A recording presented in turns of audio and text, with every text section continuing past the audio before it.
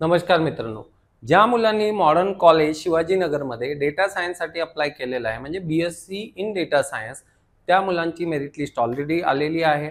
जे काही प्रश्न आपले आहेत नेमके मेरिट लिस्ट बद्दल की जायचंय की नाही जायचंय, कधी जायचंय अँड ऑल, त्याबद्दल आपण बोलणार आहोत। तर ऑलरेडी BSc कम्प्युटर सायन्सचा व्हिडिओ मी बनवलेला आहे। सेम हीच वेबसाईट आपल्याला जायची आहे आणि हा व्हिडिओ आपला BSc इन डेटा सायन्सचा असणार आहे।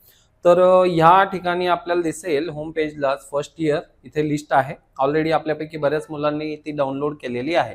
नेमकं काय काय करायचंय, कसं कसं ते लक्षात घ्या। ही जी पहिली लिस्ट आहे, मी बॅक करतो पुन्हा, नीट लक्षात घ्या।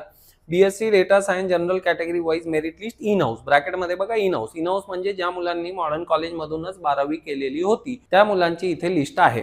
तर मित्रांनो, याच्यावर आपण क्लिक करूया। किती मुलांनी अप्लाय केलंय, तर साधारणतः 26 स्टुडंट्सनी इथे अप्लाय केलेलं आहे, राईट।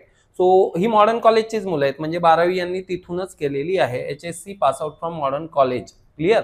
तर तुम्हाला इथे एक लक्षात येईल की अगदी कमी मार्क असले तरी त्या मुलांना तिथे चान्स मिळणार आहे। यांना सगळ्यात आधी प्रेफरन्स मिळणार आहे कॅटेगरी वाईज। तर असे काही खूप मुलं नाहीत, म्हणजे तुम्ही बघू शकता, समजा जनरल कॅटेगरीची असतील तर 3 मुलं, 4, एक 5, 6, 7, 5-6 मुलं आहेत।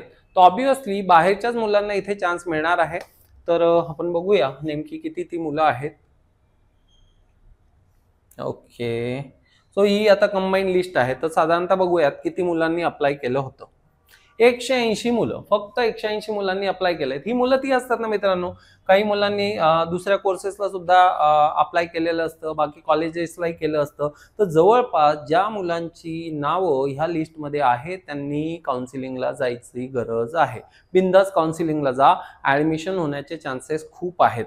कारण जी नंबर ऑफ स्टुडंट्स आहेत ज्यांनी अप्लाय केले, अगदी बघा तुम्ही 37%। तुमच्या लक्षात येईल इथे की आउट ऑफ 600 451, इट मीन्स हा जो स्कोर आहे तो 75% ने चालू झालेला आहे। मतलब ऊपर जो थे 75 के ऊपर मित्रांनो, त्यांनी आयदर दुसऱ्या कोर्सेससाठी प्रवेश घेतला असेल किंवा दुसऱ्या ठिकाणी अप्लाय केलेला असेल। तर जो ओव्हरऑल क्लास आहे त्याच्या अकॉर्डिंगली माझा सल्ला तुम्हाला तोच असेल की बिनधास्त तुम्ही या काउन्सिलिंगला अटेम्प्ट करायचं आहे। तर कधी करायचं आहे अटेम्प्ट ते बघूया। BSc डेटा सायन्स याच्यावर आपण क्लिक केलं अँड मित्रांनो, इथे तुमच्या लक्षात येईल की तुम्हाला 9 जूनला जायचं आहे। तर इथे क्लिअर दिलेलं आहे की HSC pass out from modern college, फक्त 1 ते 26 मुलं, आणि ती 26च मुलं होती, म्हणजे सगळ्यांनीच जायचं आहे ऑल।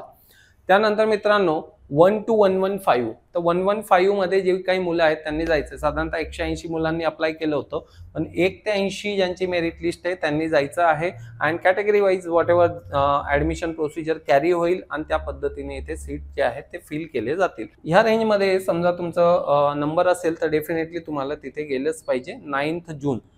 तर फीज बद्दल बघूया। डॉक्युमेंट्स जे आहेत ते खूप कॉमन आहेत, जे इथे मेन्शन केलेलेच आहेत।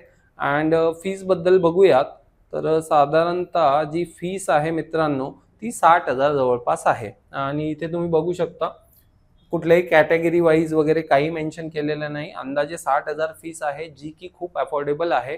फर्ग्युसन कॉलेजमध्ये हीच फीस मित्रांनो 1.5 लाख रुपये आहे। गरवारे कॉलेजला डेटा सायन्स बद्दल तुम्ही चौकशी केली तर 2.5 लाख रुपये फी आहे। प्रायव्हेट युनिव्हर्सिटीजला चौकशी केली तिथे आणखी जास्त असेल। तर खूपच अफोर्डेबल फीस आहे। तर तुम्ही जर BSc डेटा सायन्सचा विचार करत असाल तर नक्कीच इथे ऍडमिशन घ्यायला हरकत नाहीये। कॉलेज चांगलं आहे, टीचिंग क्वालिटी डिपेंड करते मित्रांनो, तर त्यावेळी ते तुम्हाला कळेल। बट NSG अकॅडमीची हेल्प डेफिनेटली तुम्हाला तुमच्या अकॅडमिक्समध्ये सुद्धा होणार आहे। जेव्हा तुम्ही अकॅडमिक स्टार्ट करता त्याच्या आधी NSG अकॅडमीला एकदा व्हिजिट करा। बिफोर स्टार्टिंग युअर अकॅडमिक्स मित्रांनो, I will suggest you to visit NSG academy.